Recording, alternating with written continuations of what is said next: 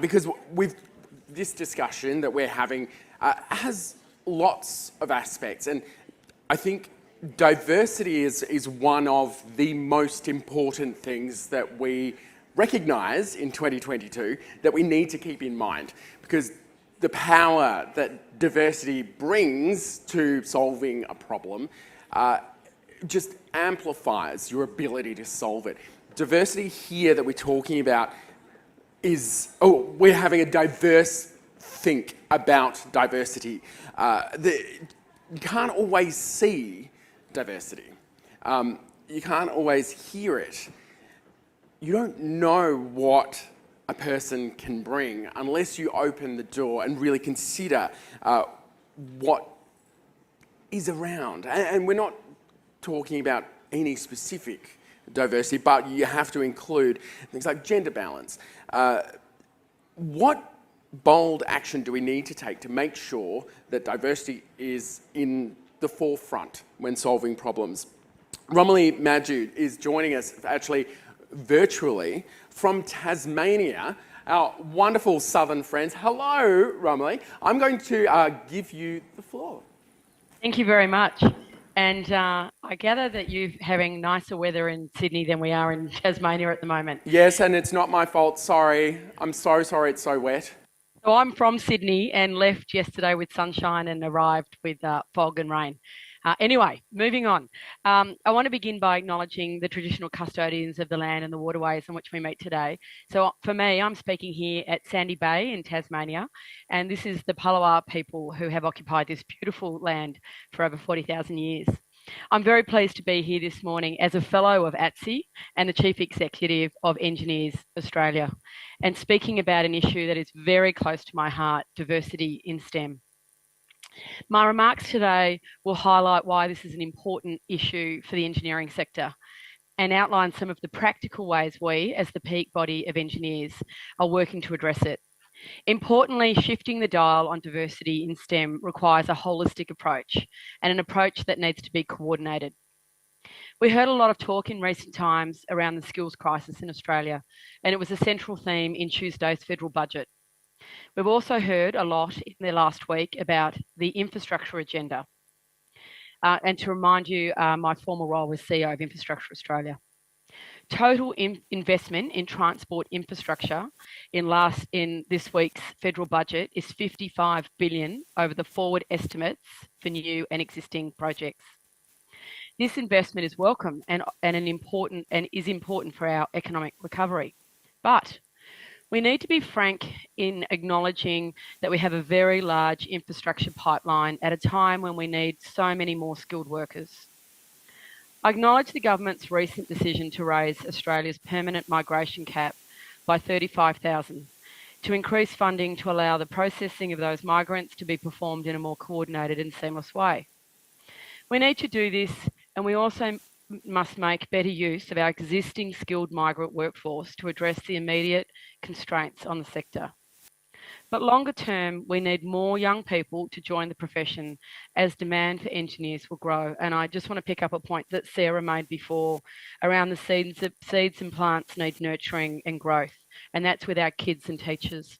And just, F1 in schools, the gentleman that's running it made a comment about a competition they were running, and the innovation that came from kids was remarkable. And he said, why did you think of that response? And they said, because no one told us we couldn't. But longer term, we need more young people to join our profession as the demand for engineers grow. The coming decade will see the culmination of a unique set of challenges for the infrastructure sector. We will need to meet changing consumer needs and demand for services, enable delivery of a record $255 billion investment pipeline, support the decarbonisation of our economy to achieve net zero emissions by 2050. As a sector, we also are tasked with responding to rapid technological change, supporting multiple industries in transition, and increasing Australia's resilience as the impacts of climate change are felt more frequently. And none of this will be possible without STEM skills, particularly engineers. But it's critical that our workforce reflects the diversity of our communities. Engineers Australia promotes the pursuit of workforce diversity and inclusivity, both because it's the right thing to do and because it will unlock the talent, innovation, and workforce that the industry needs. Currently, just 13% of qualified engineers in Australia are female. In electrical engineering, it's 5%. We need to change that. We need to start in the schools. Our research on women in engineering, released in July, found the single biggest barrier to girls choosing to study engineering is a lack of familiarity with what engineering is and what engineers do. More than 90% of girls indicated they were set or moderately set on a field of study before year 11, and few reported attending engineering-based university excursions or school information sessions. Raising awareness of an engineering career as an option for girls in school starts with storytelling. We clearly have a branding problem, and we have a role to play in trying to fix this. This includes everything from female engineers giving presentations, which has been happening over the last 2 days as well, but in schools, to organisations using social media platforms like TikTok to reach younger audiences. We are working to raise awareness of engineering as a viable career option among teachers, career advisors, and the broader community. But it starts with all of us actively talking about the opportunities out there for young people of all backgrounds. As you're all aware, Australia is not keeping up with the need for STEM skills, and this is a serious challenge in an increasingly digital, interconnected world.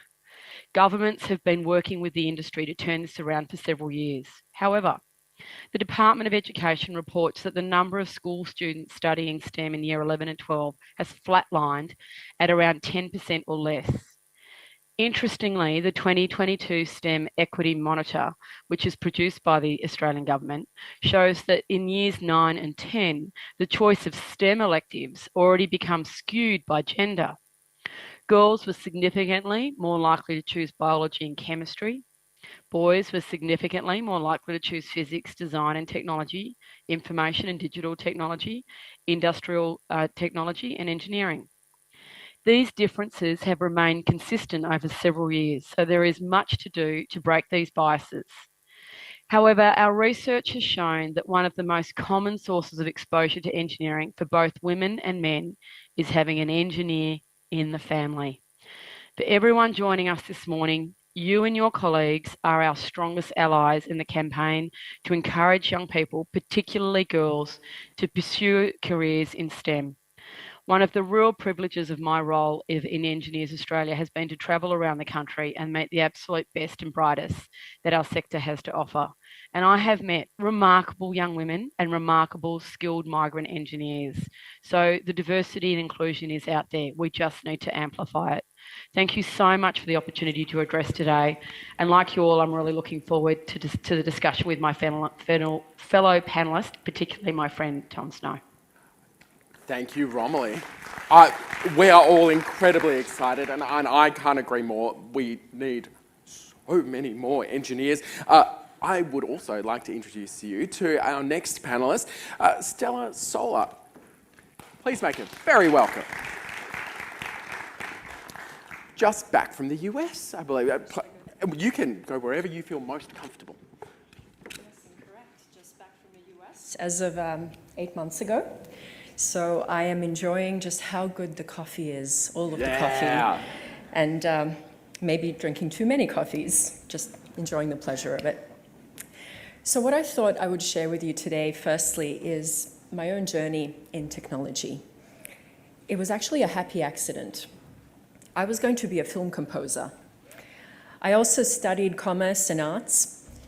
And none of those things, film composer, commerce, arts, all my environmentalism pointed to tech. But when I finished university, I had to get a job. And the first job that came my way, I just accepted it. And that was in a tech startup doing inside sales.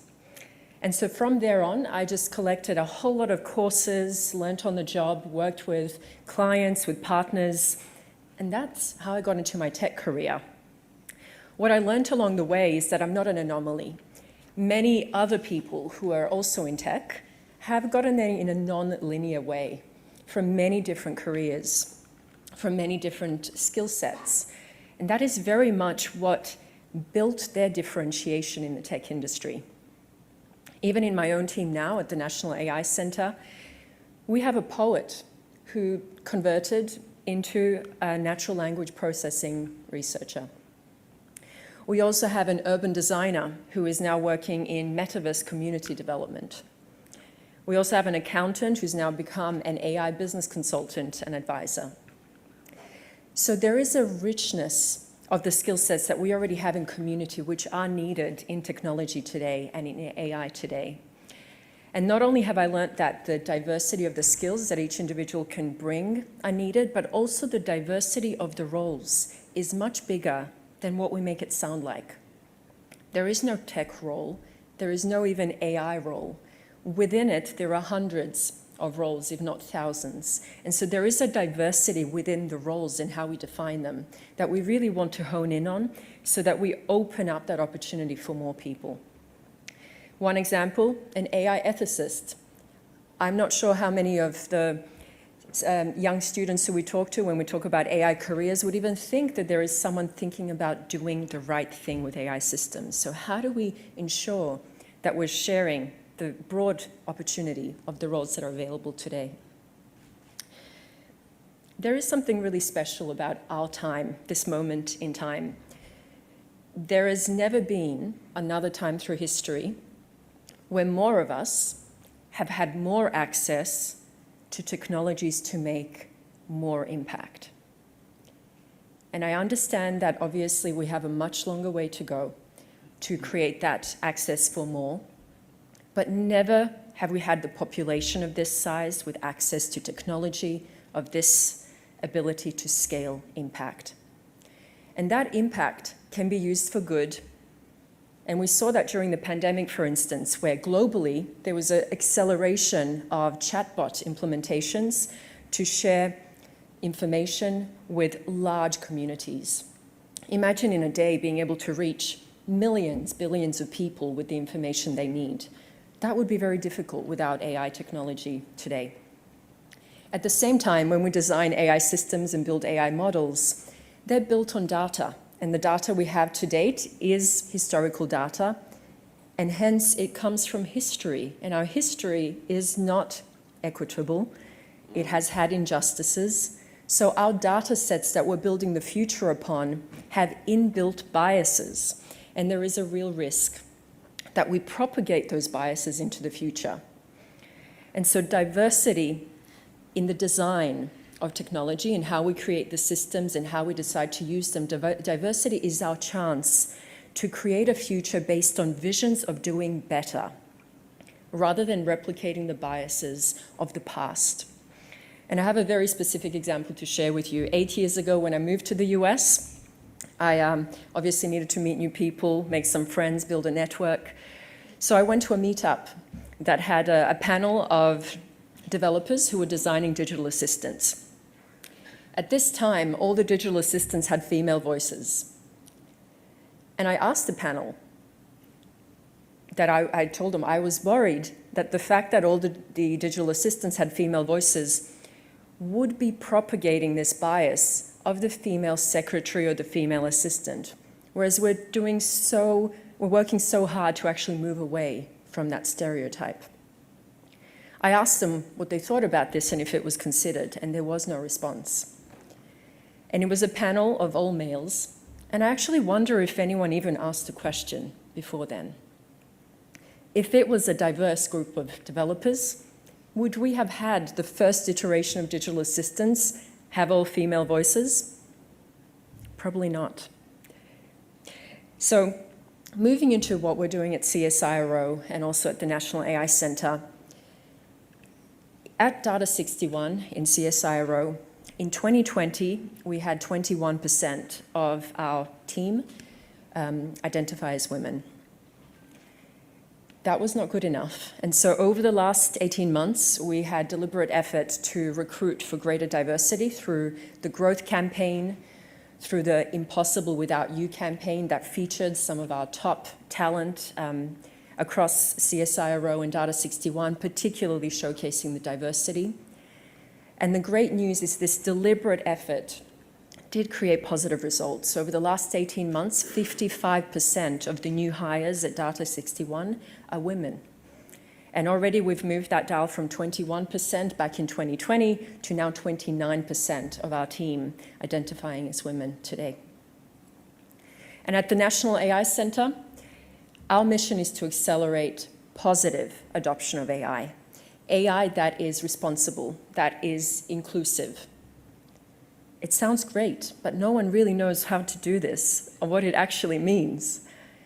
And so the very first step that we've taken is to establish a think tank for responsible AI, a think tank for diversity and inclusion in AI, and one for AI at scale.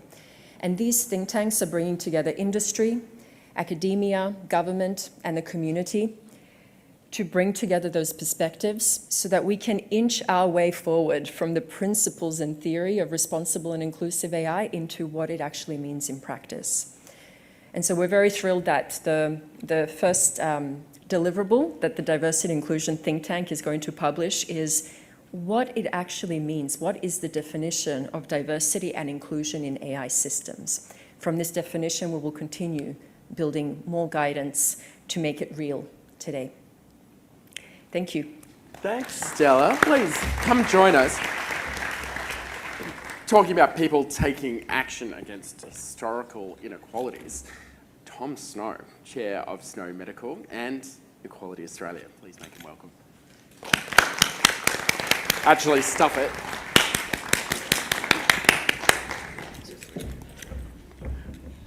You're too kind. I'm going to share a bit of a personal story here with you today, but before that, I think it's important to acknowledge the Aboriginal custodians, the traditional custodians of this land, the Gadigal people of the Eora Nation, and pay my respects to their elders past and present. I also want to respect a really important set of people and acknowledge the generations of work that people have put into fighting for gender equality, fighting for diversity.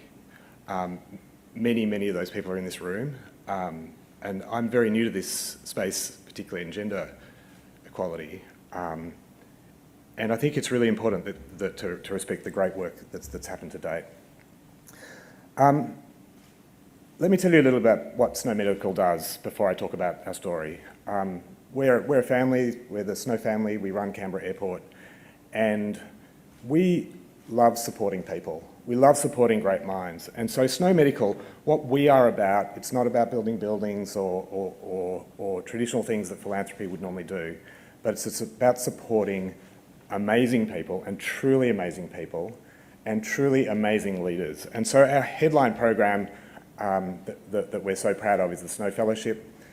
We came into this and sort of looked about where things were, what was missing, and we saw, and you guys know this story, we saw amazing people spending, so many hours in their career applying for grants, applying for funding, being turned down over and over and over, and particularly that gap where sort of early to mid-career researchers where they're coming out of postdocs, where they're out of someone else's program, trying to set up their own labs, trying to do amazing things, and it's the catch-22. Well, you haven't done anything in your own right, so we can't fund you, but how am I going to get funding? How am I going to achieve if I don't get some funding? So we saw this over and over with amazing people, and we thought, well, we can play some role in fixing this. And so we set up what's called the Snow Fellowship. It's 8 years of funding.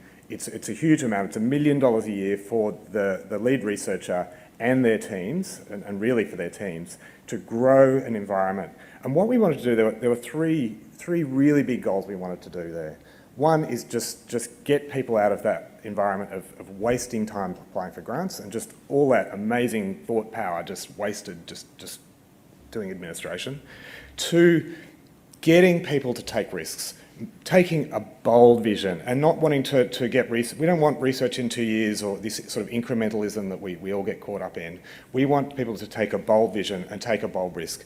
We know some people will fail, but we also know that if you encourage young, amazing people to take those bold risks, many of them will do amazing things, and that's the output we want. But also, the 8 years of funding, the stability of funding, we wanted that to counter the entrenched bias in the system, particularly for women and particularly for people of minorities who face greater uncertainty in their career, who face entrenched bias, and actually allow them to take greater risks, perhaps bring up families during that time, spend proper time with their kids, and that includes men as well, and actually have a balanced, somewhat balanced life. These people are amazing, so they're all going to be overworkers. But be able to do other things in life and address some of that bias. So we set out to do that, and we did that. We don't particularly stream for women, but we do, through our processes, always think, are we selecting people? What's the bias? Are we selecting the right people through here? And it so turns out that we're roughly 50-50 on Snow Fellowships in terms of women. There's a reasonable ethnic component to it. I think we should do better. We're all on a process here. We all just want to do better. And so there we were, out doing what we thought was great for the community. So this is the personal bit. Then, I think it was the start of this year, or the very back end of last year, a friend of mine who I really respected, she just posted on social media a photo. And I think you guys have seen this photo, but here it is. 6 amazing people. Truly amazing. I mean, there's Peter Doherty's there. Amazing people. But I just saw this and my heart truly just it just sunk. And I just thought, what is this telling people who are not white men, and maybe old white men? What is this telling them? What is the message that this is telling young women, people who are not white, about how you can be acknowledged? And my heart sank. And anyway, like a lot of people, good, we're all good keyboard warriors. This is terrible. I reposted and I thought, that's it. Great. I didn't think about it again straight away, at least. But funny enough, just over the next nights, it just came back to me. This is wrong. This is really wrong. Because there are truly amazing women. There are truly amazing people who are not white who should be up there as well. And it just bugged me. And then I just thought, what the something? We fund these people. No, this is not good enough. It's not. And how are we sitting here? I went to that university 25 years ago and we were talking about this then. I thought we had it solved. It really pissed me off. Anyway, so I sort of got a bit less angry and I wrote a letter, and then I had my team redraft the letter for me. And we wrote a very nice letter, please explain, blah, blah, blah. And they came back to us a little while later and said, we met with them and we were just getting stonewalled, it really was. And, I looked at this and then I actually looked at a bit more of the data, and this is where it really, really got me. This is the University of Melbourne's honorary doctorate scheme, and just over a few years. And you can see that, there's early on, 2015, 2016, 2017, there were probably a bias towards men in some of those years, and 2019, it's starting to look, it's amazing. It's exactly 50-50, and you go, well, that's great. That's the story. That's, if you ignore the last 3 years, that's a great story. Things are improving. We should be improving. And some years there will be more men. Some years there should be more women too. 2020, you can go, well, that's an anomaly. There were only a few. 2021, there was COVID, and then this last year, and it's just what the? It infuriated me, and I just thought, no, I'm not getting stonewalled on this. We're a family. We don't have to be like government and go through processes and stuff like that. And so I went and spoke to everyone in my family and said, well, I want to take a bigger stand on this. We got to do something. And there was furious agreement. And actually, my old man, he's a traditional old white male. It's not his fault he's old. He's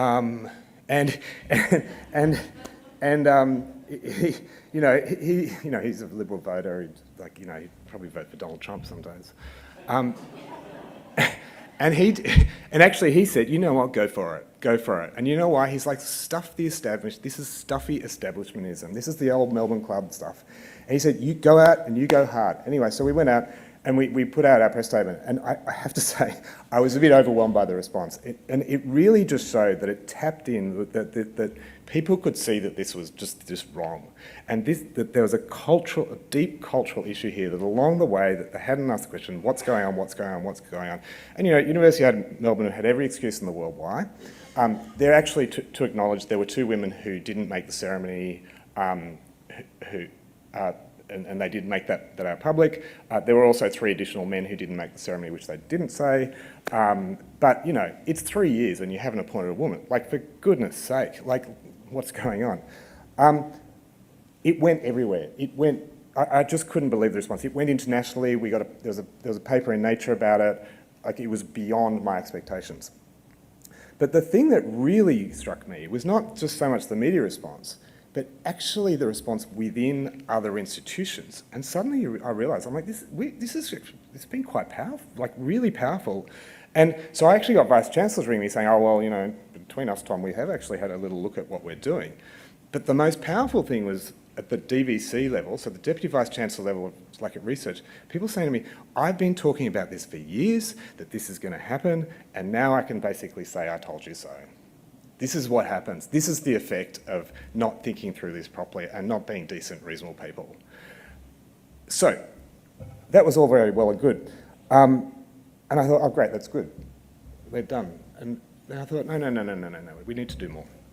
And the first thing is we need to create some sort of process about how to get Melbourne University back in. This was a very emotional response, but a very thought through and considered emotional response about something that was grossly unjust.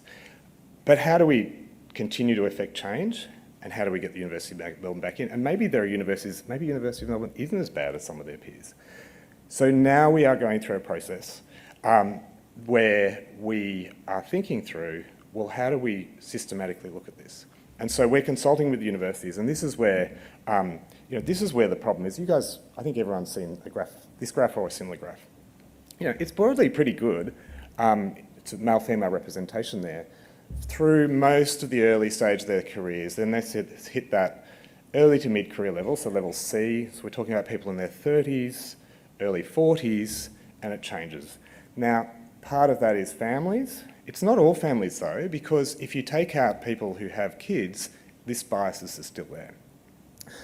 The key thing I thought is, there's great work being done here, and I've got to acknowledge there is so much great work being done here, and I don't want to disparage that at all.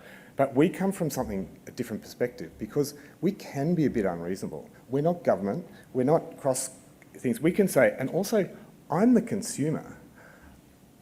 I'm less interested, I am interested, but I'm less interested in the inputs where a lot of work's going on. It's like, I'm allowed to just demand an output. I'm allowed to demand results. And I don't care how you achieve it. I want you to achieve a certain minimum standard. So we're looking right now, and we're consulting with universities on a series of outcome-based results, outcome-based, and there's broad areas around that. So one broad area would be prizes, and so honorary doctorate is part of that, but other headline prizes that are public, other internal prizes, what proportion of male-female is on that. Other areas, leadership, senior leadership in the university, but going down several levels, because that's where a lot of the work is done. And the third area is promotions, and really directly addressing this, and like, are we addressing the right gender balance up through that process? We're going to go through a pilot stage, so we'll do a pilot round this over the next 12 months, hopefully less than 12 months. We sort of have designed it up, we've been out for consultation. Most of the university's response has been, wow, this is great, really, come on. One university is behind, I won't say which one that is, but you might guess which one that might be. Hopefully that will be something really interesting.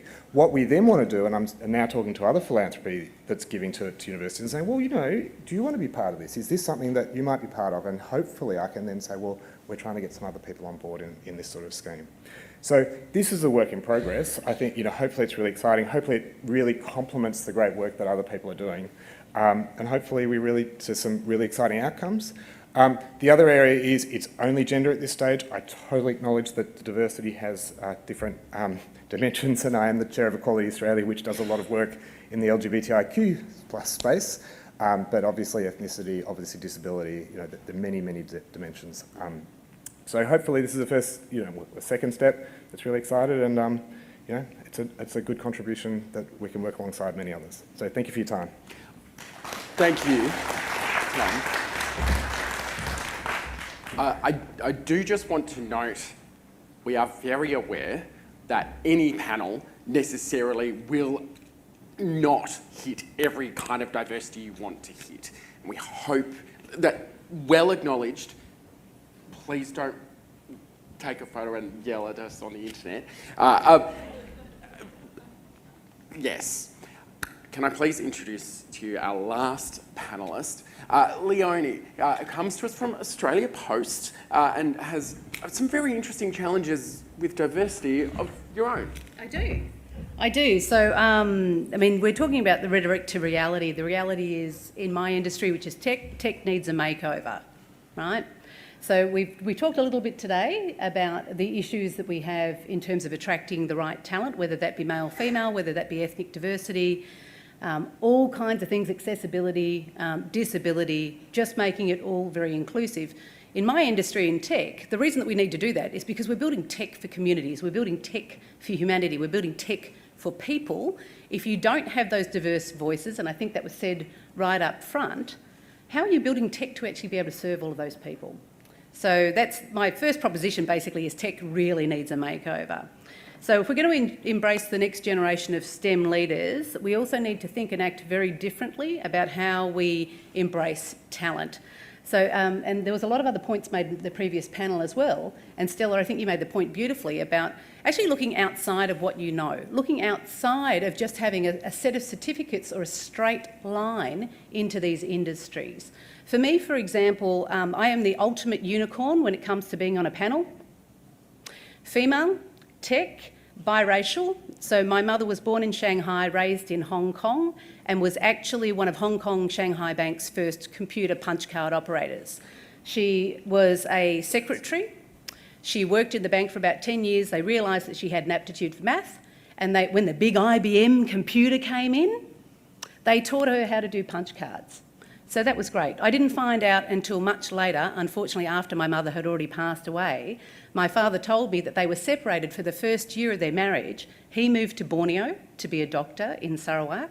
She stayed in Hong Kong to train her successors on how to use that machine. So that's really interesting. What it also meant for me is just thinking about how do you actually get into these sorts of industries. So when I was a kid, my brothers had computers. Of course they did. My second brother we had two older brothers. First one went to Catholic school, second one got sent to the private school, the more expensive one, because he had a real aptitude for science and math. So we want to invest in him and give him a computer. And then I'm the last one. So no computer ever until I got to university. I was taught how to touch type at school. Awesome. I'm really grateful for 90 words a minute. I look like a gun now in front of my nerds, right? Because I'm like typing away and they just think it's great. They think I'm coding. I'm not really, I'm taking notes. I'm not taking names though, I'm just taking notes. So I think one of the things in terms of that experience for me, and it's a lot of the work that I've done both in trying to think about getting more women into technology, but also starting a lot earlier, and we talked about that in the previous panel. If you think about from kindergarten into these kinds of industries, it actually starts earlier than kindergarten. Think about the choices that you make for your children when they are 6 months old, blue, pink. Think about the choices of toys that you give them as soon as they can crawl. Trucks and hammers and Lego, dolls and dresses and pretty things. So I was actually very lucky. Again, when I was a kid, my brothers had all this stuff. So I wanted to play with the Lego and I wanted to play with the train set. Didn't get my first Lego set until I was about, I think I was 10 in the US from one of my family members. What did they give me? The kitchen. Of course, because if you want Lego, you're definitely going to want to build a kitchen. I was very grateful, thank you Auntie Loretta. So it did actually get me started on thinking about these things, but the importance of that is actually just thinking about how do you build for the future. When you start with something like Lego as a young kid, it gives you that kind of mathematical thinking. It allows you to think about spatial relationships. You get this curiosity around exploring in the built world. I've actually been very lucky to speak to some of the AI researchers when I worked at Google. And one of our female AI researchers talked about the fact that she grew up in China and her parents were really interested in the natural environment. As an only child and a girl, they took her everywhere. So she was always in the natural environment. She was always exploring out in the hills in China. And then that really got her curious about her future career. And she's an absolute gun in AI now. And it's that really early exposure and a lot of the encouragement from parents and also family members and friends. So that early years is really important. And I see Deadly Science is actually on the board here behind me. Australia Post is a partner of Deadly Science. I'd encourage you to sign up. You can actually go onto their website and sign up as a STEM hero. I don't think I'm a hero, but I am an advocate and I do want to go and speak to kids in schools. There's also Google's Computer Science First. So I was lucky enough to roll that program out in Hong Kong with a number of schools. We started with 40 teachers. We ended up, by the time I'd left over a couple of years, getting out to about 70 or 80 schools across Hong Kong. And to the point raised earlier by one of our teachers, I think it was Sarah, the big problem that we had was actually the inequity of access to devices. So we have wonderful broadband systems, we have mobile phones we think in everybody's hands. The reality is for kids from underprivileged backgrounds, they don't get that stuff. So again, what I'd love to see here, what we were doing in Hong Kong was partnering with the telcos, was actually running programs for teachers to educate them, not only giving them the kit, but also understanding how they would use that kit, right? And then going into these disadvantaged communities and teaching the children of factory workers. And one of my favourite moments there was watching a 4-year-old talk to his mother who held down not 2 but 3 jobs about how he'd just built his first piece of code. It was awesome. All in Cantonese as well. I got about every 3rd word, but that's okay. So that's really important. The other thing that we just touched on before was the tech trapdoor. So this is a personal passion of mine. The graph that you showed before, Tom, doesn't surprise me at all. In my industry, and I think it was said before about the engineers as well, 13% in that industry. In my industry, we start with about 19% of computer science graduates are women. By the time it gets to management, it's between 12 and 19%, if you're lucky, in terms of people actually leading that. I remember many years ago, Hugh, when we were at Telstra together, one of the things that I actually ran was a CIO forum, 75 CIOs, 3 women. So we still actually have a problem in terms of the tech trapdoor. In our 30s, women face extraordinary challenges, particularly in Australia, the unaffordability of childcare, the competing demands of young families, career, potentially elderly parents as well.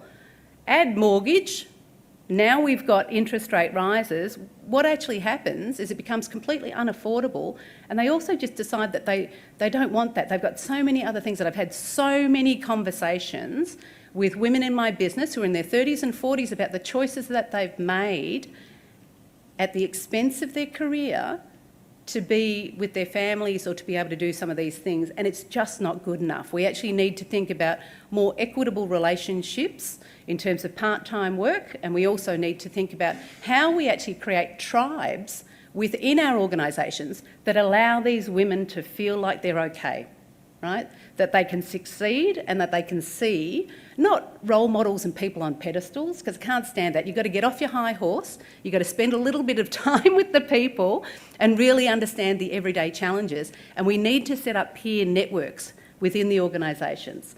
So my last point on that, we talked about micro-credentials, so I won't go into that one. Google Career Certificates just helped launch that with my friend Mel Silver. Awesome, micro-credentials, go get them. We also need to support women and minorities in terms of creating cultures within organisations where they can thrive. I was super lucky. My first job at BP in 1991, I rocked in the door. My boss is a guy called Laurie Tay. I asked him about his background. Voila, he's half Malaysian, half English. And I went, dude, if you can do it, I can do it. So one of the things in organisations and thinking about culture and thinking about visible role models, and I think, Tom, you made this point about, you can't be it if you can't see it, right? If you can see it, you actually believe that you could be it. So when we think about how we actually represent our industries, we need to look for diverse voices in that. And it may not be the most senior person in the room. It may be the person that really represents the talent that you want to attract. So that could be an ethnic minority. One of my team members is actually from a persecuted minority in Iraq, Iran. Awesome talent. Another one of my team members is actually from, an Egyptian background and female and a single mother. So actually having these people step up and represent our group is really interesting, because you can just see the smiles in the room as the audience of our team. There's about 3,000 people in my organisation at the moment at Post. The audience can relate. They can see it. They therefore could potentially be it. And that's all I'd like to say. Thank you, Leonie Valentine. I'm not going to have too much of an indulgence because we've already got some questions. By the way, just so you know, we have 14 minutes before the next session starts, and I'm not in charge of that, so we're going to have to whip through this. One of the things, especially there, that you brought up, Leonie, and also welcome back, Romilly, to our screens. Hello. I think this question hits a big chunk of what you're saying, and this is a problem that we're dealing with as a country in terms of not only STEM people, but workforce generally. Lamia Harper has asked, what steps are we taking, or what can we do to help career changers or more mature people get into STEM careers? Because there is a big group of already very skilled people, very talented, who don't want to go and do an entirely new degree. What exists? What can we do, Romilly? Project called STEM Returners. So that's already been established, and it's something that EA is actively involved with. And interestingly, when I was at Infrastructure Australia and we were looking at these skills challenges, we were looking at the adjacency beside engineers, engineering and other areas. And that's why initiatives such as STEM Returners is really important, because there's people who have remarkable skills, but we know our workforce is changing. And it's really important that we attract them into these new areas. So that's just one of the other opportunities, but I'm sure that there are others as well. Do you have any insight? If I could add another lens to it, yeah. Obviously career change is one element. Another one that I believe is the low-hanging fruit for us is helping smoother re-entry into careers. So recently at the National AI Centre, we conducted a listening tour, and I was surprised to hear some of the stories from women around the struggle they had to re-enter the workforce. After taking 2 years off, they would go for an industry role, and the interviewer would literally say the industry has changed in 2 years. Yeah. So you no longer have the relevant skills, it's just moving so quickly. And another person who is a data scientist, very experienced data scientist, and they are like gold today in the industry. She tried to re-enter after taking 1.5 years off. And during her technical assessment online, where most technical roles would have a technical assessment online that's timed, her assessment timed out because her baby was crying and she had to go to her baby, and it was too difficult to get a refresh time. And so there is also, I think, a lot of opportunity for us to think about smoother re-entry, and I believe that's even the lower hanging fruit that we have. Yeah, tech, obviously part of the problem there. Yeah, we can fix that. I think that's a really interesting one in terms of the competing priorities that you have. I had the same experience. We had a competency test at Telstra back in the day, and I decided to do it at like 3 o'clock in the morning because it was the only spare time that I could get, and my baby got up to see what I was doing, and it timed out, and I bombed the math test. I'm a straight math science student, Phys Chem AB, and I bombed this test, 33%, and it's just really hard to get back from that because it goes on your permanent record, right? So, and again, what we had to do was, I was lucky enough that I was already in the organisation, so we could reset the test. I think I got better than 33 the second time around. But but I think it's one of those things. I mean, medicine's actually changed the way they do their intakes. It used to be just the smartest people got in. My understanding is that they've now changed entry so that you actually have to look at having a bit more of the human skill, the connections, right? And I'm seeing a lot of nods. We should be doing the same thing in terms of technology. What is your aptitude to learn, not as what do you actually know? I don't care what you know. Yeah. I care that you have the potential to learn and to continue to learn, because it's right, we keep changing all the time. Yeah. Although my tech's very old at post. I tried to sell them something 20 years ago and I'm recognising all of this architecture. I feel like a whiz. It's great. That's awesome. Yeah. But don't we also, could I just jump in? Yeah. But don't we also need to put a gender lens on these assessments, and not necessarily a gender lens? You know, with COVID, we've seen that there's been more caring taken by both partners. We need to be flexible in thinking about these assessments and, you know, people's time. And I think that's the problem, is you've had males create the assessments, and so they haven't had the challenges that we as females in caring positions have had. So it's being a little bit more flexible in how we're thinking about these assessments. Tom, I know you've got thoughts.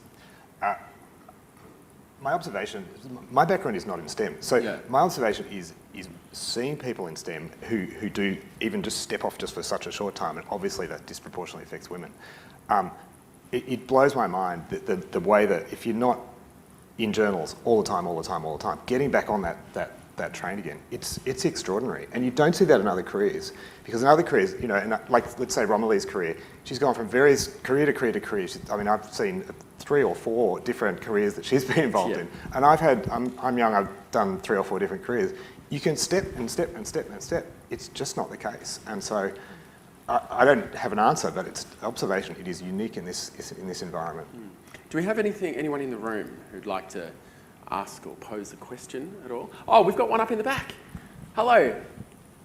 Thank you, and a very important topic. So just to introduce myself, Madhu Bhaskaran. I'm a new fellow of ATSE and also co-chair of Women in STEM Australia. So thank you for sharing your insights.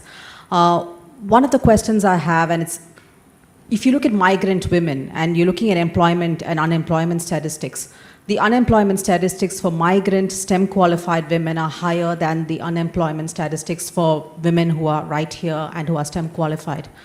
I can't but help think you have 2 sets of people. One set of people who are looking for STEM qualified women to enter into the jobs and professions right now, and then a massive set of women who have come into this country with STEM qualifications, who are looking for some way to enter into the STEM field, but just don't have the networks or don't have the know-how how to get in. How do you marry off these 2 very diverse sets of people who are clearly seeking each other, but just don't have the avenues to find each other and get there? I know we talk a lot about pipeline and we're talking about bringing more girls into STEM, but let's be honest, that's a decade away. Even if we start today and entice more girls into STEM, they have years of training ahead of them. But we have solutions right now in the form of these migrant STEM women who have come into this country because, you know, their partners are here or whatever be the reason, who are seeking ways to enter. And in some ways, Tom, it's what you said about ECRs. It's getting that first grant. It's a vicious cycle. You haven't had a grant before, but how will I give you a grant? This is a very similar situation where I hear constant stories about someone saying, you never worked in this country before, so how will I give you a job? So how do you break that cycle, and how do you get these women into the workforce is probably my question. Thank you. I know that it might be a bit of a case of when you're a hammer, every problem looks like a nail, but Stella, is there a tech solution here? I have an idea in mind that I want to share with you, and it's based on an approach that we did at Data 61, and that's what really drove the increase in representation of diverse talent over the last 18 months. We focused on retraining managers on the interview process. And so there is a lot of bias throughout the process, as we know, from how you look at the resumes to even the first meetings to how a person communicates. And so part of the success in us being able to attract 55% of women as the new candidates over the last 18 months was in retraining managers and really focusing on manager capability so that we cut through the difference and we find that talent. Because the difference is actually what the strength is. But quite often it can be the wall that prevents us to connect. And so that was one of the ways we approached it. Yeah. Tom, obviously, you can pull money.